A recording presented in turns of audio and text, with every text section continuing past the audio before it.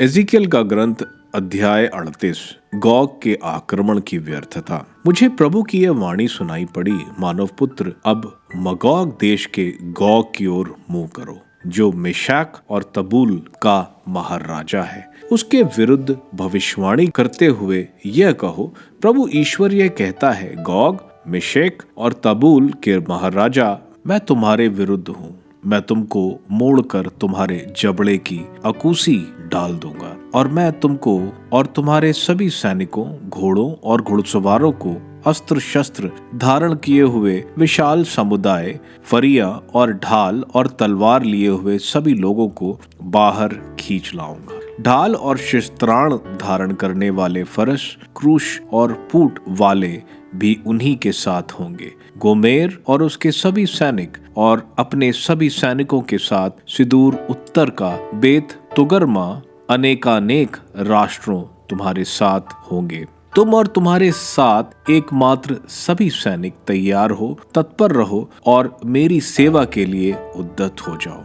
बहुत दिन बाद तुम लोगों को आदेश दिया जाएगा। बाद के वर्षों में तुम लोग एक ऐसे देश आओगे जो युद्ध से सुरक्षित रह गया है, और जहां विभिन्न राष्ट्रों से लोग इज़राइल के पर्वतों पर एकत्र किए गए थे, जो निरंतर उजाड़ थे। उसके लोग राष्ट्रों से वापस लाए गए थे, और वे सभी अब सुरक्षित रह गए हैं। तुम आंधी की तरह आकर आक्रमण करोगे। तुम और तुम्हारे सभी सैनिक और तुम्हारे साथ के अनेकानेक राष्ट्र बादल की तरह देश पर छा जाएंगे।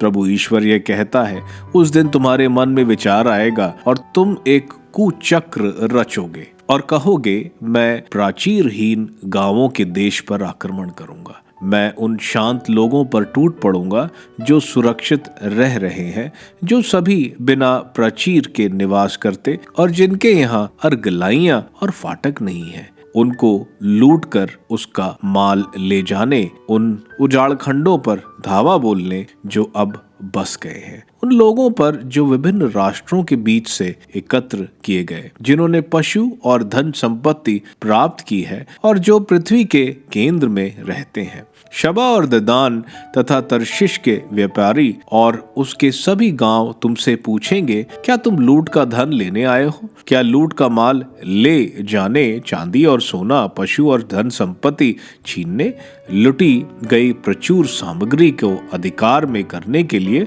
तुमने अपने सैनिक एकत्र किए हैं? इसलिए मानव पुत्र, भविष्यवाणी करते हुए गॉग से बोलो, प्रभु ईश्वर यह कहता है, जब मेरी प्रजा इज़राइल सुरक्षित रही होगी, तब तुम आक्रमण करोगे। तुम और तुम्हारे साथ के अनेकानेक राष्ट्र सब के सब घोड़ों पर सवार होकर एक विशाल समुदाय, एक शक्तिशाली सेना सुदूर उत्तरी भागों के तुम्हारे निवास स्थान से आ जाएंगे।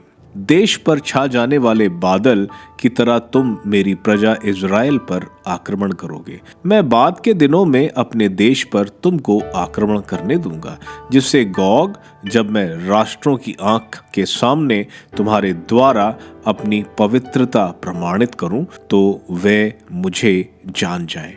प्रभु ईश्वर ये कहता है, क्या तुम वही नहीं जिसके विषय में अपने सेवक इज़राइल के नबियों द्वारा मैंने प्राचीन काल में कहा था, जो इन दिनों बरसों बरस यह भविष्यवाणी करते रहे कि मैं तुमसे उन पर आक्रमण कराऊंगा? किंतु प्रभु ईश्वर कहता है कि जिस दिन गॉग इज़राइल देश पर आक्रमण करेगा, उस दिन मेरा क्रोध भड़क उठेगा।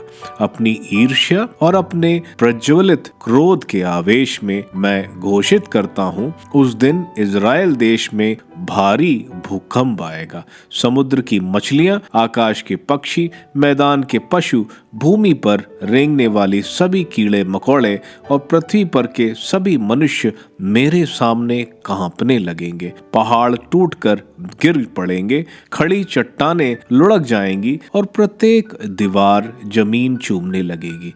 प्रभु ईश्वर कहता है, मैं गॉग के विरुद्ध हर तरह का आतंक बुला भेजूंगा। प्रत्येक की तलवार अपने भाई के विरुद्ध हो जाएगी। मैं महामारी और रक्तपात द्वारा उसका न्याय करूंगा।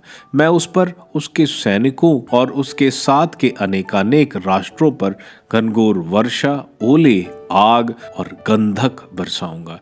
इस प्रकार मैं अपनी महानता और पवित्रता प्रदर्शित करूंगा तथा अनेक राष्ट्रों के सामने अपने को प्रकट करूंगा। तब वे यह जान जाएंगे कि मैं ही प्रभु हूं।